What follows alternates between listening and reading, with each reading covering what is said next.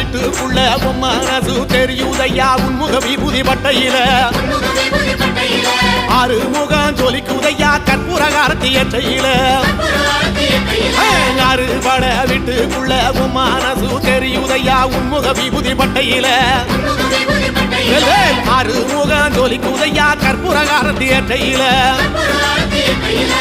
தெற்கு திசையாள்பவனே தேடி செல்வம் கொடுப்பவனே பன்னீர் தோளும் கொண்டு பக்தர்களை சுமப்பவனே கந்தா உன்னிடம் உண்மை சொல்ல வேண்டும் உன் புகழ் பாடியே வாழும் வாழ்க்கை வேண்டும்